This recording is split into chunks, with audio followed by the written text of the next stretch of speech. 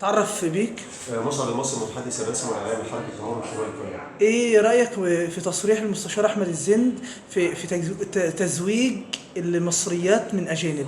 بص حضرتك، لازم نتفق مبدئيا ان المستشار احمد الزند عامل بالظبط زي المستشار مرتضى منصور في تصريحاته الناريه. نمره واحد، لما طلع وقال احمد الزند ان الشعب المصري ممكن يعيش ب 2 جنيه وهو عايش في قصور، عايش في افخم فنادق، بيركب افخم سيارات في مصر، فهل بالله عليك ده عدل؟ واحد. اتنين، لما يطلع المستشار احمد الزند ويقنن الدعارة تحت مسمى ال50,000 جنيه ان العربي او الاجنبي يدفعوا، لازم نتفق كلنا على مبدأ واحد، وهو ان العربي كده كده والاماراتي بالذات، الاماراتيين بيجوا هنا في مصر بيحطوا جزمتهم على رقبتنا وبيقول ان احنا الاماراتي. فالنهارده الاماراتي بيخش الصالات الكباريهات، بيخش الخمارات، بيقعد على طاوله القمار، بيدفع حوالي 150,000 جنيه وهو قاعد. فبالله عليك يا سياده المستشار، هل هتفرق مع السعودي او الكويتي او الاردني او الاماراتي بصفه خاصه ال50,000 جنيه؟ طبعا لا. سؤال مهم جدا، انت ازاي تطلع بتصريح زي ده النهارده في التوقيت؟ طب ما انا كده هفتح المجال واحد للجواز العرفي. طبعا ليه بقى الجواز العرفي؟ ما هو انا كده كده مش هدفع ال50,000 جنيه، فانا هتحايل على القانون، فانا هتجوز عرفي. اتنين، وده مهم جدا، حضرتك اديت رخصة لكل اجنبي وكل عربي يجي مصر، يلا اتجوز بنتي اللي هي عندها 12 سنة و13 سنة و17 سنة وهو عنده 60 و70 سنة. بالله عليك انت ترضاها على بناتك؟ واحد. اتنين، مين في مصر ما طلعش وقال ان تصريحاتك غلط؟ ثلاثة، فين دور الازهر؟ انا بناشد من هنا دور الازهر في تصريح المستشار احمد الزند اللي هو قنن الدعاره تحت بند 50,000 جنيه. ولازم نتفق ان العربي ما تفرقش معاه لا 50 ولا 100. لازم نتفق كلنا ان احنا النهارده بنقول يلا بناتنا مجرد حاجه رخيصه. وهنا لازم اقول لك حاجه مهمه جدا، لو تفتكر حضرتك حملتنا ضد السبكي لا للفجر لا للفجور، النهارده السبكي كان السبب الاساسي ان العربي والاجنبي يجي مصر ويبتدي يتجوز جواز مسيار وجواز عرفي تحت بند ادفع 50,000 جنيه. ليه بقى؟ لان السبكي هو كان السبب ان البنت المصريه طلعت بترقص، طلعت شمامه، طلعت خدامه، فملهاش اي كينونه سياسيه. انا بقول لكل حد بيسمعني اياك وان توافق على هذا القانون. وهقول لك مفاجأة، شباب تمرد وبنات تمرد شمال القاهرة هتعمل استمارة وهتنزل الشارع لإقالة وليس استقالة المستشار أحمد الزند، لأنه مش بيحكم بالعدل. وتقريبا احنا شايفين ان احنا عندنا حاجة سياسية بتطغي على الأخلاق.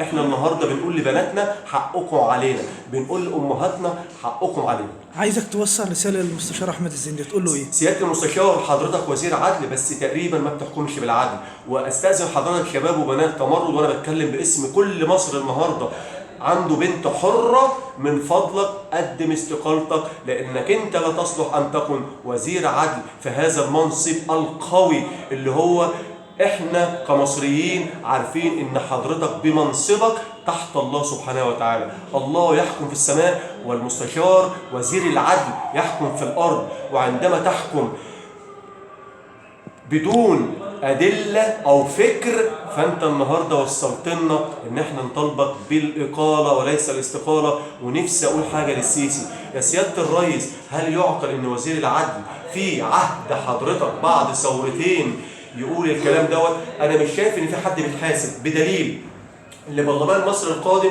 بيقول احمد الزند هيبقى على راس البرلمان. طبعا لا، احنا شايفين ان برلمان مصر القادم حزب وطني، توفيق عكاشه رمز البطه، احمد موسى رمز الطبله، حتى كل الاعلاميين مضللين، حتى المستشار مرتضى منصور اللي هو صاحب موقعة الجمل هو على راس البرلمان. بالله عليكم ده برلمان؟ ايه رأي حملة التمرد في 25 يناير الجاي؟ بص السؤال ده مهم جدا، واتمنى من الاعلام الحر ان هو يوصل صوتنا. احنا في 25 يناير هننزل، هننزل. عارف ليه؟ لان احنا حسينا في ثورتنا لحد النهارده مفيش حاجه اتحققت. حسينا ان الفلول والحزب الوطني اللي احنا طلعنا عليهم هم النهارده اللي بيحكموا البرلمان. احنا شباب مصر وبنات مصر وصحفيين مصر الاحرار هنطلع في 25 يناير ونقول لا للظلم، لا للحزب الوطني، لا لمن افسدوا الحياه السياسيه، لا لمن جهلونا، لا لمن فقرونا، لا لمن بيحطوا رقبتنا تحت جزامهم. بنقول لتوفيق رمزي البط عمرك ما هتبقى سياسي. توفيق اللي هو الاراجوز اللي مصر كلها بتستناه على اساس تضحك واحنا عندنا ميت. هل النهارده مرتضى منصور اللي بيقول لك امك وابوك وحتى بيغلط في الداخليه، هل النهارده هو ده مرتضى منصور يبقى جوه البرلمان؟ احمد مرتضى منصور عار على محمد نبوي بتاع تمر اللي احنا اتبرينا منه اساسا واقرناه ان يطلع ويقول مع وائل ان احمد مرتضى منصور كان جوه ميدان التحرير. كل ده كذب، كل ده كذب بتفتروا. لما يطلع مجاهد عزمي مجاهد الاقرع اللي هو بيطلع يغلط في 25 يناير امثال احمد موسى، صدقوني لكم يوم وهتيجوا في ميدان التحرير وهنحطكم على النخله وهنهز فيكم عشان تنزلوا بلح. انتوا هتشاركوا في 25 يناير؟ طبعا. ايه السبب اللي هتشاركوا فيه طيب؟ بص حضرتك، احنا في ثورتنا 25 كان عندنا اهداف وكانت بتقول عيش، حريه، عداله اجتماعيه. العيش بقى غالي جدا جدا والاسعار غاليه نار. الحريه بقيت لو انا النهارده اتكلمت الله اعلم هروح على بيتنا ولا لا. يعني انا اسجل مع حضرتك دلوقتي حالا واقر واعترف ان انا الله اعلم هبقى في بيتنا ولا لا. هي دي الحريه؟ طبعا لا. طلع الرئيس مع مذيع في BBC وقال ان في حريه. اتمنى من رئيس الجمهوريه عبد الفتاح السيسي ان هو يسمعنا، واتمنى ان يبقى في لقاء على الهواء مباشر مصر والدول الأوروبية تسمعنا واحنا بنناقشه. عايز اقول له للسيسي كلمة واحدة بس، يا سيادة الرئيس احنا شباب مصر اللي ما صورناش معاك سيلفي ولا ركبنا معاك المركب ولا محمود بانجو اللي هو طوله 50 سم اللي هو معروف مين محمود بانجر ده ولا بانجو اللي يبقى جوه البرلمان. بص يا ريس، نرجع للتاريخ اللي وقع جمال عبد الناصر. هم الاعلام المطبلاتيين والمزمراتيين والمغنويين اللي هم المجانين اللي هوسوا بالسلطه. احنا بنقول لكل حد بيسمعنا هننزل، طبعا لازم ننزل، هنشارك، لازم هنشارك. حتى واحنا بنقول ان احنا اخرتنا يا حبسه محترمه. ايوه عارفين احنا هنتحبس، بس عارف لما تتحبس وانت عندك فكره، والله الحبس بيبقى جنه، والله الفكره بتخليك في الجنه عند الله سبحانه وتعالى. وعايز اقول كلمه مهمه جدا، ثوار 25 يناير هم الابطال اللي بجد وجداني، هم اللي عملوا مصر 18 يوم اللي احنا قعدناهم في التحرير. والله والله والله كانوا هم بيتنا وعيلتنا، وكانوا ابدع واقوى ايام بالنسبه لنا. شايف ان 25 يناير الجاي هتأثر في النظام؟ بص حضرتك، لازم نتفق لو الشعب توحد ايد في ايد وفكره في فكره ولسان قوي حر، والله لنحقق اللي احنا عايزينه.